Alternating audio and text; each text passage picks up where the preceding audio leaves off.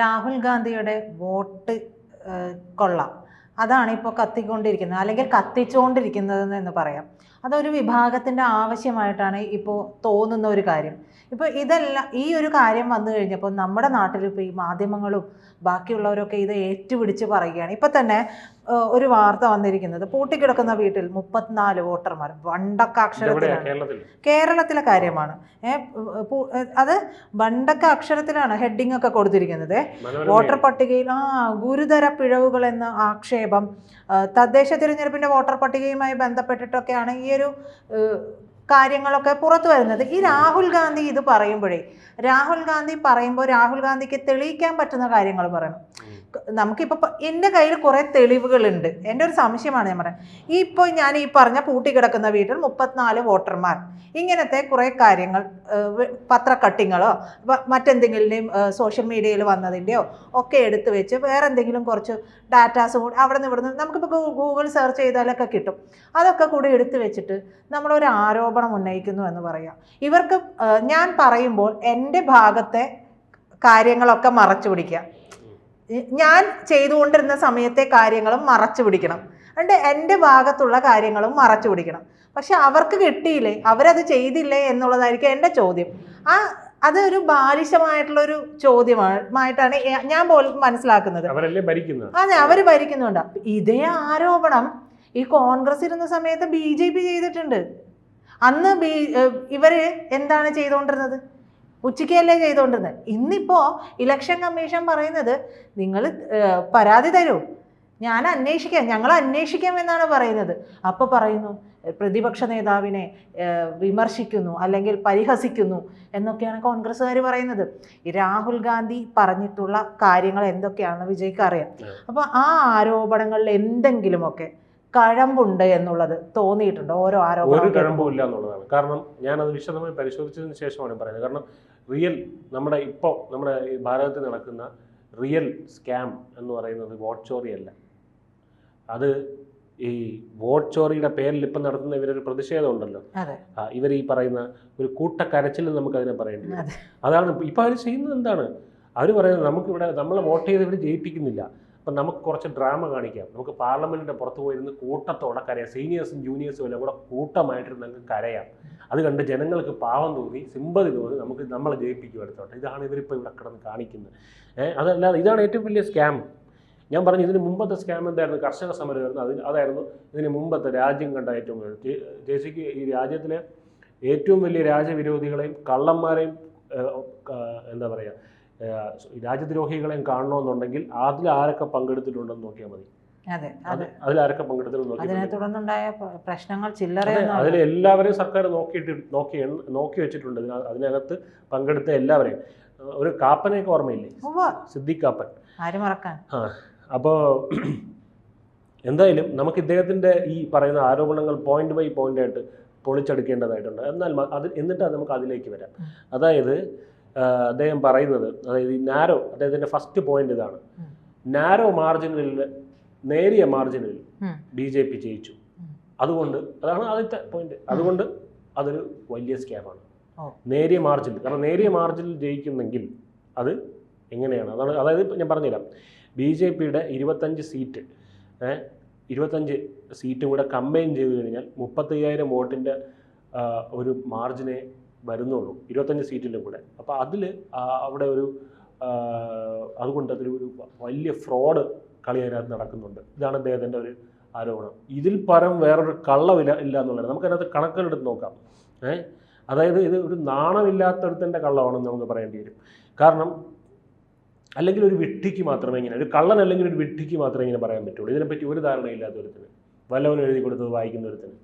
കാരണം 2004 നമ്മളിതിനകത്ത് ചരിത്രം പരിശോധിക്കുകയാണെന്നുണ്ടെങ്കിൽ 2004 നേരിയ മാർജിൻ വരുമ്പോഴെല്ലാം കള്ള വോട്ടാണെന്നല്ലോ ഇദ്ദേഹം പറയുന്നത്. 2004 ഇവരുടെ തന്നെ കോൺഗ്രസിൻ്റെ തന്നെ കാൻഡിഡേറ്റ് ആയിട്ടുള്ള ധ്രുവ് നാരായണൻ എന്ന് എന്താണ് JDS കാൻഡിഡേറ്റ് ആയിട്ടുള്ള ബാംഗ്ലൂർ കർണാടകയിലെ JDS കാൻഡിഡേറ്റ് ആയിട്ടുള്ള AR കൃഷ്ണമൂർത്തിയെ ഒറ്റ വോട്ടിനാണ് തോപ്പിച്ചത്, സിംഗിൾ വോട്ടിന്. അവിടെ നിന്ന് കള്ള വോട്ടുണ്ടോ? അത് കഴിഞ്ഞ് 2008 കോൺഗ്രസ് ലീഡറായിട്ടുള്ള CP ജോഷി അവിടുത്തെ BJPയുടെ കല്യാൺ സിംഗിനോട് തോൽക്കുകയാണ് സിംഗിൾ വോട്ടിന്. അന്നുമില്ലായിരുന്നു ഇങ്ങനെ ഒരു ആരോപണമൊന്നും അന്നില്ലായിരുന്നു. അപ്പോൾ ഞാൻ പറയുന്നത് സ്മോൾ മാർജിൻസ് എന്ന് പറയുന്നത്, ചെറിയ മാർജിൻസ് എന്ന് പറയുന്നത് നമ്മുടെ ജനാധിപത്യത്തിൻ്റെ ഒരു നാച്ചുറലായിട്ടുള്ളൊരു ഭാഗമാണ്. അത് സംഭവിക്കും, അങ്ങനെയൊക്കെ സംഭവിക്കും. അതാണ് ജനാധിപത്യം എന്ന് പറയുന്നത്, അതിൻ്റെ ബ്യൂട്ടി അതാണ്. അപ്പോൾ ഈ 2004 ലോക്സഭ പോളിൽ തന്നെ എടുത്ത് നോക്കിക്കഴിഞ്ഞാൽ കോൺഗ്രസ് 40 എം പിമാരെ വെച്ചിട്ട് 10,000 വോട്ടിൻ്റെ 40 എം പിമാരെ വെച്ച് 10,000 വോട്ടിൻ്റെ മാർജിനിലാണ് കർണാടകയിൽ. വെറും 10,000 വോട്ടിൻ്റെ, അദ്ദേഹം പറയുന്നത് 33 അല്ലേ, വെറും 10,000 വോട്ടിൻ്റെ മാർജിനിലാണ് ജയിച്ചത്. അതിൽ PM സയ്യിദ് എന്ന് പറയുന്ന കോൺഗ്രസ് പാർട്ടിയുടെ അദ്ദേഹത്തും 71 വോട്ടിനാണ് തോറ്റത്. അന്നൊന്നും ഇലക്ഷൻ റിഗ് ചെയ്തില്ലേ, ഈ പറയുന്ന വോട്ട് അന്നൊന്നും ഇല്ലായിരുന്നു. അത് കഴിഞ്ഞ് നമ്മളിങ്ങനെ നോക്കിക്കഴിഞ്ഞാൽ അടുത്ത ഇദ്ദേഹത്തിൻ്റെ പോയിൻ്റാണ് മൾട്ടി ഫേസ് എലക്ഷൻസ്. അതായത് ഈ പല ഘട്ടങ്ങളിലായിട്ട് ഈ ലോക്സഭ അതൊരു സ്കാമാണെന്നാണ് ഇദ്ദേഹം പറയുന്നത്. ഇത് വളരെ സംശയകരമായിട്ടുള്ള കാര്യമാണ്. ഇതാണ് അടുത്ത കള്ളത്തരം. ഇത് മോദി സർക്കാർ എന്തോ കൊണ്ടുവന്ന കാര്യം പോലെയാണ് ഇദ്ദേഹം പറയുന്നത്. ജവഹർലാൽ നെഹ്റു നമ്മുടെ ആദ്യത്തെ പ്രധാനമന്ത്രി ആയിരുന്നു. ജവഹർലാൽ നെഹ്റു 1982 ഇലക്ഷനിൽ, അതായത് 51-52 ഇലക്ഷൻ 68 ഫേസിലായിട്ടാണ് നടന്നത്. 68 ഘട്ടങ്ങളിലായിട്ടാണ്. അത് 2 മാസത്തെ ഘട്ടങ്ങളിലായിട്ടാണ്. അത് 1 മാസമോ എനിക്ക് കൃത്യമായിട്ടറിയാം. അത് 2 മാസമാണെന്ന് തോന്നുന്നു. അപ്പോൾ അങ്ങനെ ഒരു ഘട്ടത്തിൽ ഈ 68 1 മാസമോ 2 മാസമാണ്, എന്തായാലും 68 ഘട്ടങ്ങൾ അതിനകത്തുണ്ടായിരുന്നു. അങ്ങനെയാണ് നടന്നത്.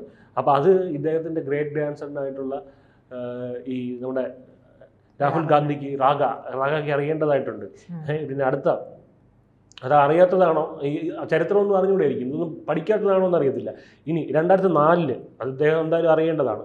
2004 ആരാണ് പവറിലിരിക്കുന്നത്? UPA സർക്കാരാണ്. 2004 പവറിലിരുന്നപ്പോൾ അവർ ചെയ്തത് എന്താണ്? അവർ 7 ഘട്ടങ്ങളിലായിട്ടാണ് ഇലക്ഷൻ നടത്തിയത്. അത് അന്നും ഈ പറയുന്ന ആരോപണങ്ങളൊന്നും ഇല്ലായിരുന്നു. അപ്പോൾ ഇതെല്ലാം ഞാനിപ്പോൾ പറയുന്ന വസ്തുതകളാണ്. ഇതെല്ലാം നടന്ന കാര്യം, ആർക്ക് വേണം ഇൻ്റർനെറ്റിൽ എടുത്ത് പരിശോധിക്കാവുന്ന കാര്യങ്ങളാണ്. ഇതെല്ലാം ഉള്ള കാര്യങ്ങളാണ്. അപ്പോൾ ഈ 2024 ഇലക്ഷൻ മാത്രം പൊളിറ്റിക്കലി എൻജിനീയർഡ് ആയിരുന്നു അല്ലെങ്കിൽ മോട്ടിവേറ്റഡ് ആയിരുന്നു എന്ന് പറയുന്ന രാഹുൽ ഗാന്ധിയുടെ അത് അവരവർക്ക് കൊള്ളുന്നത് കൊണ്ടാണ്. അതെ, അത് എന്തും എന്ന് പറയുന്നത് എന്തെങ്കിലും ഒരു വസ്തുത വെച്ച് വേണ്ടേ, എന്തെങ്കിലും ഒരു വസ്തുത വേണ്ടേ പറയുന്നതിൽ. എല്ലാം കള്ളത്തരാവുന്നതെന്ന് പറയുന്നത്. എന്നിട്ട് അത് ഏറ്റുപിടിക്കാൻ കുറേ മാധ്യമങ്ങൾ ഉള്ളതാണ് മനസ്സിലാവുന്നത്. ഇവരെ ചോദ്യം ചെയ്യാൻ ഒറ്റ മാധ്യമം മെനക്കെടാത്തത് എന്തുകൊണ്ടെന്നുള്ളതാണ് എനിക്ക് മനസ്സിലാവാത്തത്. അടുത്ത ഇദ്ദേഹത്തിൻ്റെ ആരോപണമാണ് 5 മണിക്ക് ശേഷം വോട്ടിങ് കൂടുന്നു. പോളിങ് 5 മണിക്ക് ശേഷം. അത് ഭയങ്കര സസ്പീഷ്യസ് ആണ്. അത് ഭയങ്കര സംശയം ഉളവാക്കുന്ന ഒരു കാര്യമാണ്. 5 മണിക്ക് ശേഷം വോട്ടിങ്.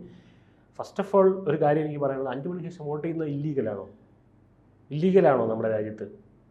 അല്ലല്ലോ. 5 മണിക്ക് ശേഷം വോട്ട് ചെയ്യാം അല്ലേ? 5 മണിക്ക് ശേഷം പോയി വോട്ട് ചെയ്യുന്നത് ഇല്ലീഗലല്ലേ? രണ്ടാമത്തെ കാര്യം, കാരണം ആളുകൾക്ക് ഓഫീസിൽ പോകണം, ഓഫീസിൽ പോയിട്ട് തിരിച്ചു വരുന്നവരുണ്ടായിരിക്കും, അല്ലെങ്കിൽ എവിടെയെങ്കിലും വൈകുന്നേരം ആയിരിക്കും അവർക്ക് സൗകര്യപ്രദമായിട്ടുള്ള സമയം.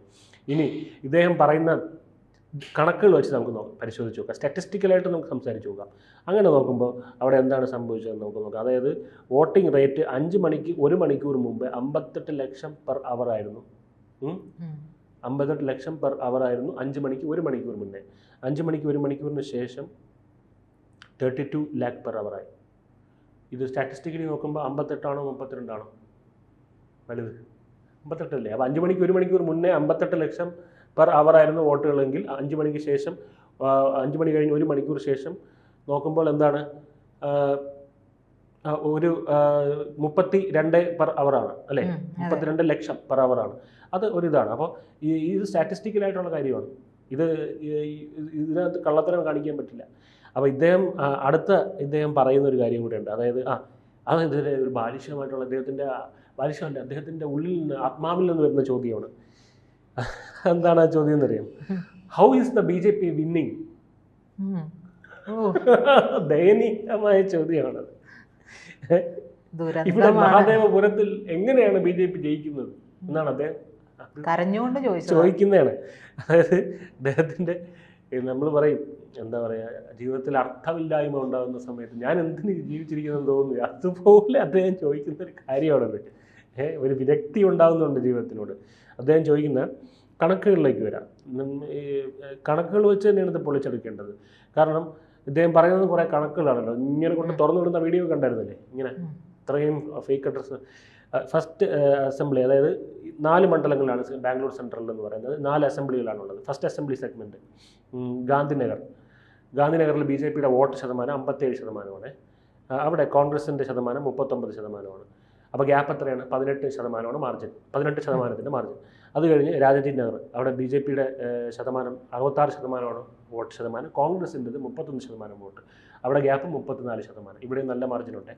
പിന്നെ CV രാമൻ നഗർ 64% ആണ് BJPയുടെ വോട്ട്, കോൺഗ്രസിന് 32%. ഇവിടുത്തെ മാർജിൻ 32%. ഇനി മഹാദേവപുർ, ഇവിടെയാണ് മഹാദേവപുരിലാണ് ഈ പറയുന്നത് ഇതൊക്കെ നടന്നതെന്നൊക്കെ പറയുന്നത്. അവിടെ BJPയുടെ വോട്ട് ശതമാനം 56, കോൺഗ്രസിൻ്റെ 40, 16% മാർജിൻ. അപ്പോൾ ഇതെല്ലാം തന്നെ ഒരു നല്ല മാർജിൻ തന്നെയാണെന്ന് നമുക്ക് വേണമെങ്കിൽ പറയാൻ പറ്റും. അപ്പോൾ ഇവിടെയൊന്നും ഈ പറയുന്ന പോലെ ഇദ്ദേഹത്തിന് ഒരു ലോക്സഭാ മണ്ഡലത്തിൽ എത്ര നിയമസഭാ മണ്ഡലങ്ങളുണ്ടെന്ന് പോലും ഇദ്ദേഹത്തിന് കൃത്യമായ അറിവുണ്ടോ എന്നുള്ള കാര്യം എനിക്കറിയില്ല. അദ്ദേഹത്തിൻ്റെ സംസാരത്തിൽ നിന്ന് എനിക്ക് അങ്ങനെ വരെ തോന്നിയിട്ടുണ്ട്. അദ്ദേഹത്തിന് അങ്ങനെ ഒരു കാര്യം അറിയാമോ? അതായത് ഒരു ലോക്സഭാ മണ്ഡലത്തിൽ എത്ര നിയമസഭാ മണ്ഡലങ്ങളുണ്ട് എന്നുള്ള കാര്യം പോലും. അപ്പോൾ എന്തായാലും മഹാദേവപുരത്തിലാണെങ്കിലും BJP നല്ലപോലെ അവിടെ ഒരു മുന്നേറുന്ന കാഴ്ചയാണ് നമ്മളന്ന് കണ്ടത്. അവിടെ ഇദ്ദേഹത്തിൻ്റെ തമാശയെന്നോ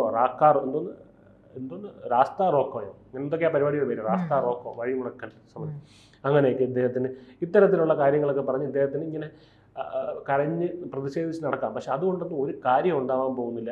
ജനങ്ങൾക്ക് മനസ്സലിയേണ്ടതാണെങ്കിൽ 2019 മനസ്സലിയേണ്ടതാണ്. ഇദ്ദേഹം ഒരു ഭ്രാന്ത് കയറിയിട്ട് ഇദ്ദേഹം കന്യാകുമാരി മുതൽ കാശ്മീർ വരെ നടന്നു, ഓർമ്മയുണ്ടോ? ഇദ്ദേഹം എന്നാണ് ഇത് ചെയ്യേണ്ടത്? ഇദ്ദേഹം ചെയ്യേണ്ടത് എന്നാണ്? രാഷ്ട്രീയത്തിൽ വരുമ്പോഴാണ് അദ്ദേഹം ചെയ്യേണ്ടത്. രാജകുമാരനായിട്ടിരുന്ന് തനിക്ക് ജന്മാവകാശം പോലെ പ്രധാനമന്ത്രി പദവി കിട്ടുമെന്ന് വിചാരിച്ചു. അത് ആ വിചാരമാണ് നയിച്ചത്. അത് തെറ്റ് പറയാൻ പറ്റില്ല. അവർ ഇതുവരെ അത് നടക്കില്ല എന്ന് മനസ്സിലായത് നരേന്ദ്രമോദി സർക്കാർ രണ്ടാമത് വന്നപ്പോഴാണ്. അപ്പോഴെന്താണ്? അപ്പോൾ ഉടനെ ജോഡോ യാത്ര എന്നും പറഞ്ഞു അങ്ങോട്ട് ഇറങ്ങി. അതുവരെ അദ്ദേഹത്തിന് ഇന്ത്യ കാണണ്ടേ? ഇല്ല, ഇന്ത്യ പട്ടായ കണ്ടാൽ മതിയായിരുന്നു. അപ്പൊ ഇന്ത്യ കാണണമെന്ന് തോന്നിയത് തന്നെ തോൽവി കിട്ടിയപ്പോഴാണ്. ഒരു തോൽവി അമേഠിയിലെ ജനങ്ങൾ കാർക്കിച്ച് തുപ്പിയപ്പോഴാണ് അങ്ങനെ ഒരു തോൽവി അതുപോലും തോന്നിയത്. അപ്പോൾ ഇദ്ദേഹത്തിൻ്റെയൊക്കെ ഇന്ത്യ പ്രേമമൊക്കെ എത്രത്തോളം ആണെന്നുള്ളത് കോടതി ചോദിച്ചിട്ടുണ്ട്. താനൊരു ഇന്ത്യക്കാരനാണോ എന്നുള്ളത്. അതല്ല ഞാൻ ചോദിക്കുന്നത്, ഇദ്ദേഹത്തിന് ഇന്ത്യ പ്രേമം തന്നെ, ഈ പറയുന്ന ഇന്ത്യ പ്രേമം തന്നെ സംശയത്തിൽ നിലവിലുള്ളതാണ്. അപ്പോൾ ഇനി ആ വിഷയത്തിൽ കൂടെ ഒന്ന് പറയുകയാണെന്നുണ്ടെങ്കിൽ അതിൽ ഈ പൊട്ടന്മാർ പറയുന്ന കുറേ കാര്യങ്ങളുണ്ട്. ഗാന്ധിനഗർ എന്തോ അതൊന്ന് വായിക്കുമ്പോൾ ഗാന്ധിനഗറിലെ വോട്ട്, അതായത് നഗരത്തിൽ കരാർ പണികൾക്കായി എത്തുന്ന ഇതര സംസ്ഥാന തൊഴിലാളികളെ തദ്ദേശ തിരഞ്ഞെടുപ്പിന് വോട്ടർ പട്ടികയിൽ വ്യാപകമായി തിരികെ കയറ്റുന്നു എന്നാണ് ഇപ്പോൾ പറയുന്നത്. മുണ്ടംവേലിയും മാനാശ്ശേരി, ഐലൻഡ് തുടങ്ങിയ ഡിവിഷനുകളിൽ ഇത്തരത്തിൽ വ്യാപകമായിട്ട് ഇതര സംസ്ഥാന തൊഴിലാളികളെ ഉൾപ്പെടുത്തിയിട്ടുണ്ടെന്നുള്ളതാണ് ഒരു ആരോപണം. മറ്റൊന്ന്, മുണ്ടംവേലി ഈസ്റ്റിലെ ഒരു വീട്ടു നമ്പർ 34 താമസക്കാരെയാണ് വോട്ടർ പട്ടികയിൽ ഉൾപ്പെടുത്തിയിട്ടുള്ളത് എന്നതാണ് പറയുന്നത്. ഒരു വീട്ടിൽ 34, പൂട്ടിക്കിടക്കുന്ന വീട്ടിൽ 34 വോട്ടർമാർ. അതാണ് 34 വോട്ടർമാർ അന്യ സംസ്ഥാന തൊഴിലാളികളായിക്കോട്ടെ, അവരെ ഇവിടെ കൊണ്ടുവന്ന് വോട്ട് ചെയ്യിപ്പിക്കാം. എനിക്ക് ഇപ്പോൾ ആസാമിൽ പോയി വോട്ട് ചെയ്യണമെന്നുണ്ടെങ്കിൽ പോയി വോട്ട് ചെയ്യാം. എനിക്ക് അവിടെ ഇപ്പോൾ ഇവരുടെ തന്നെ പ്രധാനമന്ത്രിയായിരുന്നല്ലോ മൻമോഹൻ സിംഗ് പഞ്ചാബുകാരനാണ്, പാകിസ്ഥാൻ പഞ്ചാബിലുള്ളതാണ്. മൻമോഹൻ സിംഗ് മത്സരിച്ച മണ്ഡലം ആസാമാണ്. ആസാമും മൻമോഹൻ സിംഗുമായിട്ട് എന്താണ് ബന്ധം? 91 മുതൽ 2013 അദ്ദേഹം മത്സരിച്ച മണ്ഡലം ആസാമാണ്. ആസാമിൽ അദ്ദേഹം പറയണം, എനിക്ക് എൻ്റെ വീട് ആസാമാണ്, എൻ്റെ നാട് ആസാമാണെന്ന് പറഞ്ഞാൽ അതാണ്. ഞാൻ മുംബൈയിലോട്ട് സ്ഥലം മാറി കഴിഞ്ഞാൽ അത് ഞാൻ പറയുകയാണ് എൻ്റെ നാടാണ്. ഇപ്പോൾ തന്നെ ഇവിടെ എനിക്ക് കൊച്ചിയിൽ വോട്ട് ചെയ്യണമെന്നുണ്ടെങ്കിൽ എനിക്ക് ഇവിടെ വന്ന് വീട് വാങ്ങിക്കണമെന്നൊന്നുമില്ല. എനിക്കൊരു വാടക വീടെടുത്ത് താമസിച്ചാലും മതി. അവിടെ ഞാൻ ഇവിടെ തന്നെ പെറ്റ് കിടക്കണമെന്നൊന്നുമില്ല. എനിക്ക് വേണമെന്നുണ്ടെങ്കിൽ തിരുവനന്തപുരത്ത് പോകാം, എവിടെ വേണോ പോകാം. പക്ഷേ ഞാൻ പറയുകയാണ് ഇവിടെയാണ് എനിക്ക് വോട്ട്. പക്ഷേ ഒരു വോട്ട് എനിക്കുള്ളൂ. ലോക്സഭാ ഇലക്ഷനിൽ എനിക്ക് ഒരു വോട്ട്, നിയമസഭാ ഇലക്ഷനിൽ ഒരു വോട്ട്. അതെനിക്ക് ഇന്ത്യയിൽ എവിടെ വേണോ ചെയ്യാം. അത് ഞാനാണ് തീരുമാനിക്കേണ്ടത് എവിടെ വേണോ ചെയ്യേണ്ടത്. അപ്പോൾ ഇവർ ഈ പറയുന്ന ഇതെല്ലാം ഇതിനകത്ത് നിന്നുള്ള ഗെയിംസാണ്. അതായത് അനുവദിക്കുന്ന റൂൾസിനകത്ത് നിന്നുള്ള ഗെയിംസാണ്. റൂൾസ് ബ്രേക്ക് ചെയ്തുകൊണ്ടുള്ള ഗെയിംസ് അല്ല. മാത്രമല്ല ജനങ്ങളെ തെറ്റിദ്ധരിപ്പിക്കുന്ന കുറെ ആ റൂൾസ് ബ്രേക്ക് ചെയ്യുന്നു എന്നുള്ളതാണ് തെറ്റിദ്ധരിപ്പിക്കുന്നത് രാഹുൽ ഗാന്ധി. ഇവിടെ ആ റൂൾസിനകത്ത് നിന്നുകൊണ്ടുള്ള കളികളാണ് ഇതൊക്കെ കളികളാണ് സംബന്ധിച്ചു വരുന്നത്. അപ്പോൾ ഇതൊക്കെ രാഹുൽ ഗാന്ധി ഇനിയും ഒരുപാട് മൂക്കാനുണ്ട്. പ്രായത്തിലല്ല, ബുദ്ധിയിൽ. കാരണം എന്നാൽ മാത്രമേ ഈ രാഷ്ട്രീയത്തിൽ അദ്ദേഹത്തിന് എന്തെങ്കിലും ഒരു ഭാവി ഉണ്ടാവുന്നുള്ളൂ. അത് മാത്രമല്ല വേറൊരു കാര്യം, ഇവിടെ ഈ കള്ളവോട്ടെന്ന് പറയുന്നത് നമ്മളെ ഇവിടെ ഒരു മാർക്ക് ചെയ്യുമല്ലോ, ആ ഒരു മാർക്ക് എന്ന് പറയുന്നത് അത്ര പെട്ടെന്ന് റിമൂവ് ചെയ്യാൻ പറ്റുന്ന ഒരു കാര്യമല്ല. സൾഫ്യൂരിക് ആസിഡ് കൊണ്ടിട്ട് അല്ലെങ്കിൽ നമ്മുടെ തൊലി സഹിതം അത് ഇളകിപ്പോവും. അത് ചെയ്യുമ്പോഴത്തേക്കും നഖത്തിനോട് ചേർത്ത് ചെയ്യുന്ന ആ മാർക്ക് നഖത്തിനോട് ചേർത്താണ് ചെയ്യുന്നത്. അപ്പം നമ്മൾ ഇലക്ഷന് ചെല്ലുന്ന സമയത്ത്, വോട്ട് ചെയ്യാൻ ചെല്ലുന്ന സമയത്ത് ആ മറ്റേ കൈയിന് എന്ത് പറ്റി? അവിടെ തൊലി സഹിതമില്ല. മായ്ക്കാൻ ശ്രമിച്ചു കഴിഞ്ഞാൽ സൾഫ്യൂരിക് ആസിഡ് ഒഴിച്ച് മാറ്റി കഴിഞ്ഞാൽ എന്ത് പറ്റും? തൊലി സഹിതം ഇളകിപ്പോവും. അപ്പോൾ അത് സംശയാസ്പദമാണ്. അവിടെ നമുക്ക് വോട്ട് ചെയ്യാൻ പറ്റില്ല. നമുക്ക് വേണമെങ്കിൽ സംശയാസ്പദമായ വോട്ടെന്ന് പറഞ്ഞൊരു പ്രൊവിഷൻ അവിടെ ഉണ്ട്. അതായത് സംശയാസ്പദമായ വോട്ട്, അങ്ങനെ ഒരു പ്രൊവിഷൻ ഉണ്ട്. പിന്നെ ഈ വോട്ട് ചെയ്യാൻ വോട്ടേഴ്സ് ഐ ഡി കാർഡ് തന്നെ വേണമെന്നൊന്നുമില്ല, അതറിയാമോ? നമുക്ക് ആധാർ കാർഡ് കൊണ്ട് വോട്ട് ചെയ്യാൻ പറ്റും, നമ്മുടെ പാസ്പോർട്ട് കൊണ്ട് വോട്ട് ചെയ്യാൻ പറ്റും, റേഷൻ കാർഡ് കൊണ്ട് വോട്ട് ചെയ്യാൻ പറ്റും, ഇത്തരത്തിലുള്ള കാര്യങ്ങൾ വെച്ച് വോട്ട് ചെയ്യാൻ പറ്റും. വോട്ടേഴ്സ് ഐ ഡി കാർഡിലെ ഫോട്ടോ വെച്ചിട്ട് ഐഡന്റിഫൈ ചെയ്യാൻ പറ്റില്ല എന്നുള്ളതാണ് ഏറ്റവും വലിയ വസ്തുത. വോട്ടേഴ്സ് ഐ ഡി കാർഡിലെ ഫോട്ടോ വെച്ചിട്ട് ഐഡന്റിഫൈ ചെയ്യാൻ പറ്റുമോ? ഒരിക്കലും ആ ഫോട്ടോ വെച്ചിട്ട് ഒരിക്കലും പറ്റില്ല. ആധാർ കാർഡിലെ ഫോട്ടോ വെച്ചും പറ്റില്ല. പക്ഷെ ഞാൻ പറയുന്നത് ഇത്തരത്തിലുള്ള രേഖകൾ വെച്ചിട്ട് വോട്ട് ചെയ്യാൻ പറ്റും. ഇനി ഇതൊന്നും അല്ല എന്നുണ്ടെങ്കിൽ എൻ്റെ കയ്യിൽ ഒരു രേഖയും ഇല്ല, ഞാൻ അവിടെ ചെല്ലുകയാണ്, ഞാൻ വളരെ പ്രശസ്തനായിട്ടുള്ള ഒരാളാണെന്ന് വെച്ചോ, അതായത് ഞാൻ ഒരു പബ്ലിക് പേഴ്സണാലിറ്റി ആണെന്നുണ്ടെങ്കിൽ, ഇപ്പം അങ്ങനെയുള്ള ഒരാളാണെന്നുണ്ടെങ്കിൽ എന്നെ അവിടുത്തെ എല്ലാവർക്കും അറിയാം, എൻ്റെ രേഖ അവിടെ കാണിക്കേണ്ട കാര്യമില്ല, എൻ്റെ വോട്ട് രേഖപ്പെടുത്തും, മനസ്സിലായോ? അപ്പോൾ ഈ വോട്ടേഴ്സ് ഐ ഡി, കാരണം ഈ കോളത്തിൽ നോക്കിക്കഴിഞ്ഞാൽ വോട്ടേഴ്സ് ഐ ഡി രേഖപ്പെടുത്തുന്ന ഒരു കോളം പോലും നമുക്ക് അതിനകത്ത് കാണാൻ പറ്റില്ല. ഇന്ന ആളുടെ വോട്ടേഴ്സ് ഐ ഡി രേഖപ്പെടുത്തി ആ ആൾ വോട്ട് ചെയ്തിട്ടുണ്ടെന്ന് പറയുന്നുണ്ട്, അല്ലാതെ വോട്ടേഴ്സ് ഐ ഡിയുടെ എന്തെങ്കിലും ഒരു നമ്പറോ സീരിയൽ നമ്പറോ എഴുതുന്ന ഒരു കോളം നമുക്ക് അതിനകത്ത് കാണാൻ പറ്റില്ല. അപ്പോൾ വോട്ടേഴ്സ് ഐ ഡിയുടെ ആവശ്യം ഇല്ല എന്നുള്ളതാണ് ഇത് ഏറ്റവും വലിയ കാര്യം. അപ്പോൾ ഇതിനകത്ത് ആളുകളുടെ അറിവില്ലായ്മ, ഇത്തരം കാര്യങ്ങളിൽ ആളുകളുടെ അറിവില്ലായ്മയാണ് ഈ പറയുന്ന പ്രതിപക്ഷ നേതാവ്, രാജ്യത്തിൻ്റെ പ്രതിപക്ഷ നേതാവ് മുതലെടുക്കുന്നത്. ഇതിനേക്കാൾ ബെറ്ററായിട്ട് രീതിയിൽ പ്രവർത്തിക്കണം. ഞാനത് പലവട്ടം പറയാറുണ്ട്, നരേന്ദ്രമോദി സർക്കാർ ഒരു ബെറ്ററായിട്ടുള്ള പ്രതിപക്ഷം അർഹിക്കുന്നുണ്ട്. അത് ഇദ്ദേഹത്തിനെ കൊണ്ട് പറ്റില്ല എന്നുണ്ടെങ്കിൽ കോൺഗ്രസിന് അതിന് കാമ്പുള്ള മറ്റ് നേതാക്കന്മാരെ കൊണ്ട് അവരെ ഇതിനോട്ട് കൊണ്ടുവരിക, അല്ലെങ്കിൽ ഈ പാർട്ടിയുടെ അവസാനമായിരിക്കും കാണാൻ പോകുന്നത്. ഇന്ന് നിങ്ങൾ 300 MP-മാരെയും കൊണ്ടുവന്ന് ആ ഡൽഹിയിൽ അവിടെ കിടന്ന് കാണിക്കുന്നതിനൊക്കെ നിങ്ങൾക്ക് കിട്ടാൻ പോകുന്നത് അടുത്ത ഇലക്ഷനിലാണ്. അടുത്ത എന്താണോ അടുത്ത ഇമ്മീഡിയറ്റ് ആയിട്ട് വരുന്ന ബീഹാർ ഇലക്ഷനാണ്, അവിടെ അതിനുള്ള മറുപടി ജനം തരുന്നതായിരിക്കും.